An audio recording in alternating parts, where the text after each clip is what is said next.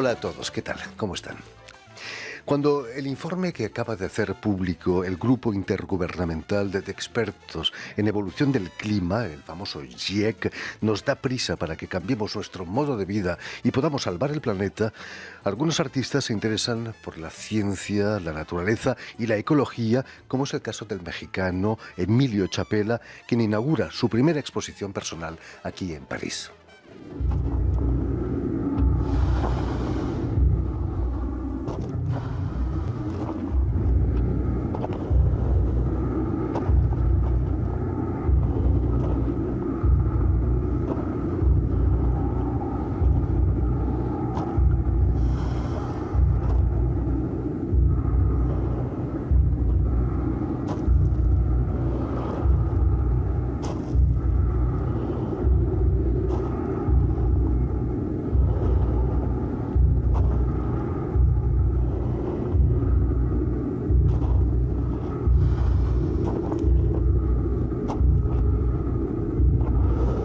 Y precisamente para hablarnos de esta exposición que se inaugura este viernes en el Instituto Cultural de México, aquí en París, Emilio Chapela ha sido tan amable de venir a nuestros estudios. Muy buenas tardes, Emilio. Hola. Sobre todo, muchísimas gracias por haber hecho el esfuerzo de venir hasta nosotros en pleno montaje casi de la exposición, ¿no? ¿Está avanzado ya el montaje? Sí, muchas gracias por la invitación, con gusto. Está avanzado el montaje, estamos prácticamente terminando. Trabajamos con bastante tiempo, entonces vamos muy bien. Ya estamos. Menos estrés, imagino yo, Menos ¿no? estrés, Claro que menos sí. estrés. Permíteme que explique a nuestros oyentes que has nacido en Ciudad de México en 1978, si no me equivoco, pero que ahora vives y trabajas en Berlín. Pero me gustaría que nos contaras cómo pasas de estudios de matemáticas en la UNAM a doctor en investigación artística por la Universidad de Plymouth en Inglaterra. Bueno, pues es una larga historia de 25 años, quizá más. Eh, yo entré a matemáticas un poco con la inquietud de preguntas filosóficas, más que con un sentido de vocación por las matemáticas, por los números. Me gustaban las matemáticas, pero me gustaba sobre todo pensar en la ciencia, en la filosofía. Y bueno, exploré a través de las matemáticas estas ideas que me interesaban, la incertidumbre, eh, el azar y otras ideas, hasta que encontré, siempre me interesó el arte también, ¿no? Entonces de manera simultánea encontré en el arte un terreno más fértil para hacer esas preguntas, ¿no? ¿Es cierto que para ser un buen matemático hay que ser muy creativo? ¿Eso dicen? Sí, dicen que hay muchas similitudes entre las matemáticas y el arte, ¿no? Yo las encuentro, sí, y sí encuentro la necesidad de creatividad fundamental para la ciencia en general. Como decíamos, estás viviendo ahora en Berlín desde hace un par de años. Después, desde la caída del muro en finales de los 80, se ha convertido en un vivero de artistas, ¿no? Berlín. Totalmente, sí, tiras una piedra, ¿no? Y le das a un artista, ¿no? Como dicen. ¿Cómo vive un Eh, artista ahí en Berlín, como tú?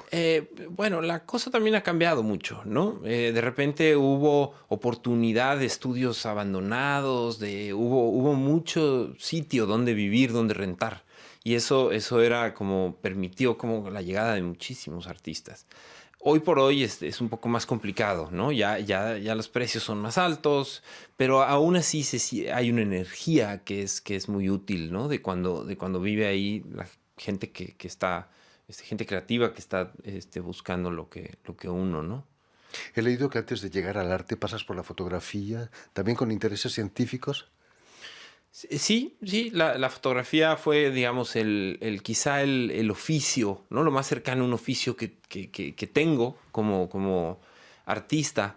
Y sí, quizá lo minucioso, quizá la técnica fotográfica es algo que me interesó mucho.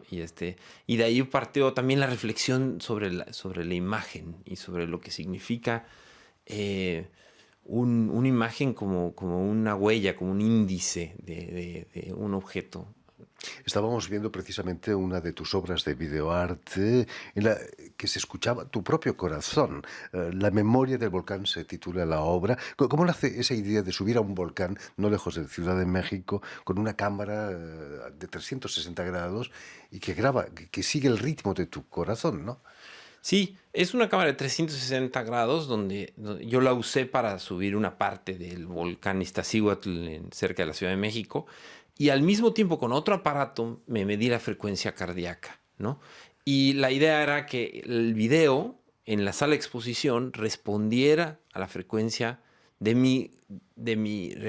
de mi corazón, de modo que el video se altera de acuerdo al esfuerzo físico, ¿no? Conforme más el corazón se acelera, conforme me canso, el video se detiene.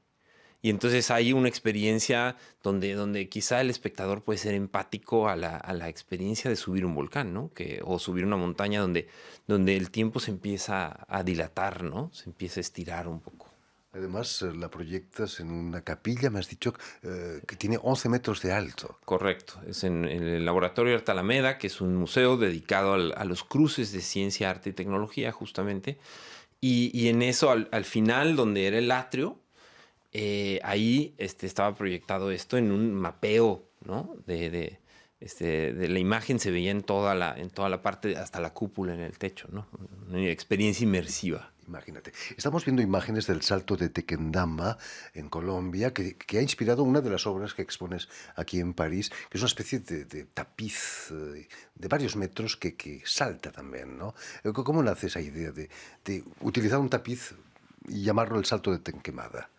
El salto de Tequendama, todo esto Tequendama, sí perdón. es como una especie, como el origen de una exploración artística, que se puede ver una parte ya en evolución ahorita en el Instituto de Cultura de México, en París. Pero finalmente, toda esta exploración nació de un sueño.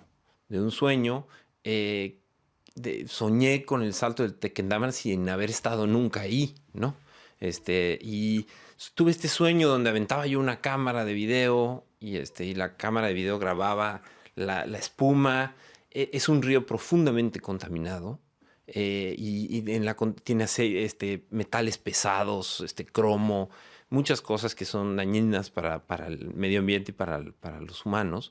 Y yo me imaginé esto como colores, como estas cosas que no vemos, porque el agua se ve jabonosa, pero no se ve contaminada desde lejos al menos, ¿no? Y entonces me imaginé qué pasa si ponemos colores a todos esos contaminantes. Entonces hice esta obra, que es un tapete en efecto cayendo, donde podemos ver estos colores que son fantasía, pero son imaginados, pero de alguna manera siguen los ritmos del agua, ¿no? Son línea tras línea tras línea, sí. ¿Qué tiene la caída que nos fascina tanto y que nos da miedo también al mismo tiempo, ¿no? Sí. Es una intriga completamente, ¿no? Está como dualidad, ¿no? De la caída de la emoción y, por supuesto, el vértigo, ¿no? Y jugar, es interesante cómo sí, nos podemos situar en medio, ¿no? Estamos viendo precisamente los colores de esta caída, de esa magnífica tapicería. Hablando de cosas que no vemos, expones también una obra que es una imagen del universo, que es quizás el eco del Big Bang a través... Existe esa imagen en realidad, ¿no? Existe esa imagen, sí, y quizás es un pequeño brinco cuántico en la exposición, porque la exposición trata sobre el vacío y sobre el río Sena y el salto de Tequendama y ciertos otros cuerpos de agua, ¿no? Pero aquí era como hablar si volteamos a ver lo más lejano con ayuda de la astronomía, que es el horizonte cosmológico, que eso quiere decir lo más lejos que podemos ver, Ahí que estamos viendo la imagen esa es precisamente. imagen exactamente, vamos a poder ver eh, el eco del Big Bang. Es una resonancia, una luz fósil que permanece ahí, que de hecho está aquí en las ondas, en el aire, ¿no? Y bueno, en efecto, esta es una imagen, originalmente es una imagen que generó la Agencia Espacial Europea, que es un mapa de esta resonancia, de este luz fósil. Y entonces, para hacer esta obra, invité, trabajé con artesanos de Teotitlán del Valle en Oaxaca para que hicieran una reinterpretación de esta imagen, ¿no? Imagínese. Ahora que ya parece que conocemos el universo desde sus principios, algunos científicos nos hablan de multiversos. Terrible, ¿no? La complejidad no se para nunca, ¿no? No, Es, da vértigo. da vértigo, da vértigo. Ahí es donde es interesante como esta idea, como la caída, como el vacío también tiene esta dualidad, ¿no? Volteamos a ver al Big Bang y vemos la luz fósil y ¿qué hay atrás del Big Bang? Es imposible pensar en el vacío, ¿no? Entonces, multiversos, universos en espejo y surgen un montón de Posibilidades. posibilidades. Volviendo a cosas más cotidianas, otra de las obras que expones en esta exposición se ha puesto desgraciadamente de actualidad por el escándalo de una marca de pizza que la obra, lejos de parecer un entramado textil, lo que vemos es una bacteria, el E. coli. ¿Cómo te sentiste cuando leíste que era responsable de la muerte de varios niños y de muchos hospitalizados también? Pues mira, yo, claro, hice esta obra antes de leer esa noticia y la hice pensando en el E. coli, que tengo entendido que el río Sena está fuertemente contaminado con... Hay muchas variantes de E. coli, Por supuesto, pero tenemos en el cuerpo, aparentemente, y no exacto, pasa nada. no pasa nada. Pero la que hay en el río Sena, sí, digamos, si nadas, tomas el agua del río Sena, es posible que te enfermes, ¿no?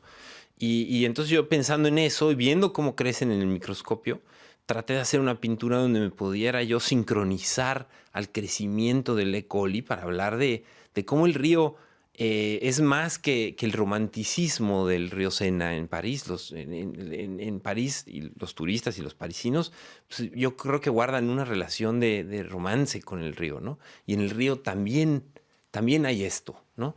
Y me topé esta noticia y claro, de repente dije, bueno, me escandalicé, por supuesto.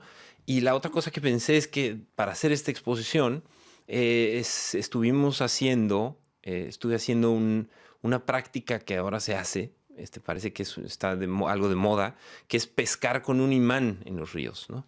Y entonces fui al río Sena y estuve pescando y leí esto de la salmonela y no sabía que era de las pizzas y dije, bueno, no vaya a ser que me dé a mí, ¿no?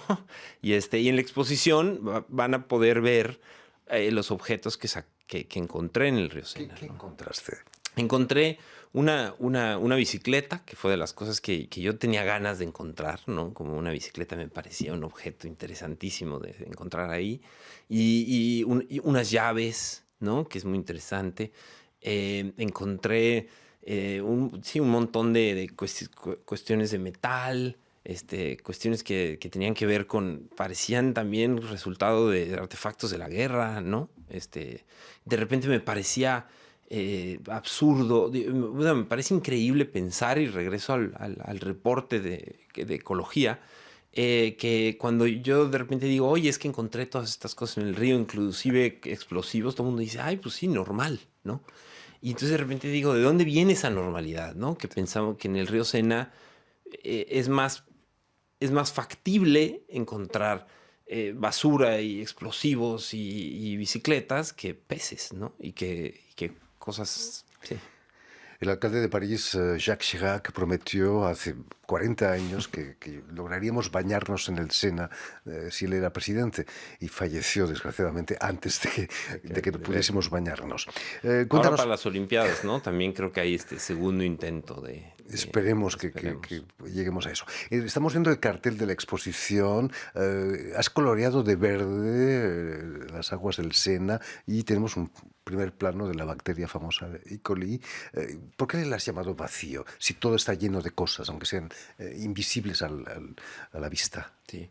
Era un poco como esta invitación como una pequeña trampa también, ¿no? Como cuando pensamos en el vacío, qué posibilidades encontramos ahí, ¿no? Cuando justo tiene que haber, si tratamos de imaginar estos espacios vacíos, pues, es cuando ponemos atención a lo más pequeño, a lo más oscuro, a lo que pensamos que está vacío, y ahí encontramos vida o movimiento o muerte. No todo tiene vida, digamos, pero en todo hay vitalidad, hay movimiento, diría yo. Entonces es un poco como plantear una contradicción o bien invitar a poner atención a los espacios que pensamos que están vacíos o que se nos dibujan como vacíos para encontrar que hay ahí contenido, ¿no? Ni siquiera en el espacio sideral, el vacío absoluto no existe, ¿no? No, le llamamos vacío, pero digamos, hay cosas, ondas y ahí. siempre hay cosas, hay ondas, hay movimiento en todos lados, ¿no? Y además regresando a lo ecológico, hay un interés hay una retórica asociada al capitalismo, a alguna parte, a un capitalismo rampante, digamos, ¿no? Que tiene que ver con dibujarnos los espacios de su interés como vacíos. Por decir, por un ejemplo, dices, bueno, el río o la selva son espacios que están vacíos o que no tienen valor, no tienen importancia. Entonces, así se nos venden para que después puedan ser explotados. Entonces también hay una decir, a ver, esto que te están diciendo que está vacío, no está vacío, ¿no? No hay cosas. Hablando de sitios vacíos, ¿qué supone para ti venir a París y hacer una exposición en una capital tan llena, quizás más llena que Berlín, ¿no? ¿Cómo has visto París viniendo de Berlín? Me parece interesante lo que dijiste hace rato. Todo el mundo pasa por París, ¿no? En algún momento u otro. Me parece interesante. A mí no había tenido la oportunidad de exponer en París. Había estado aquí hace muchos años, 25 años la última vez. Y digamos, siempre había querido encontrar un pretexto para volver. Y bueno, por supuesto, es la mejor manera venir a trabajar.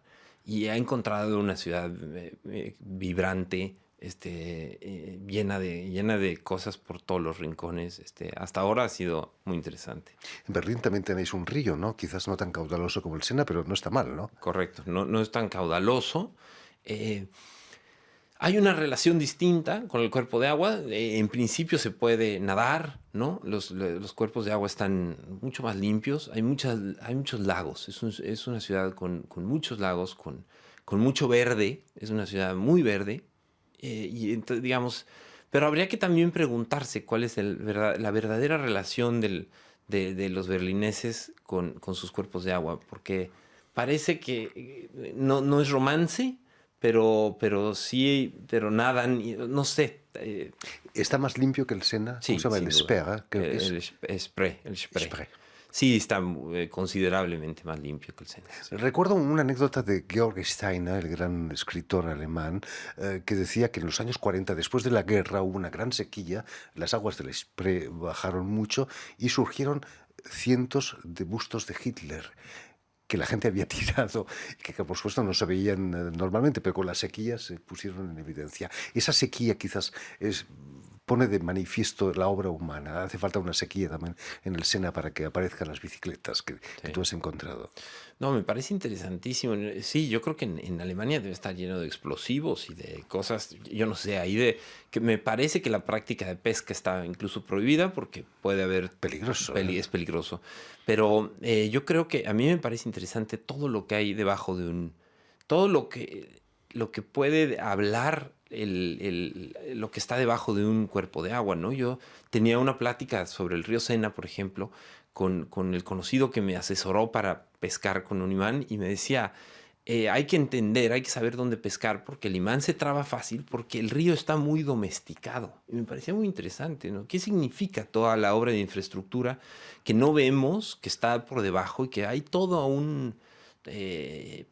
digamos, hay toda una construcción de contenido de la geografía de una ciudad a través de lo que hay debajo, ¿no? Y lo mismo debe ser en Berlín, debe de haber, a través de todo lo que se ha tirado, hay muchas historias, humanas y no humanas, ¿no? Imagino que has tomado el metro que pasa por debajo del Sena. Sí.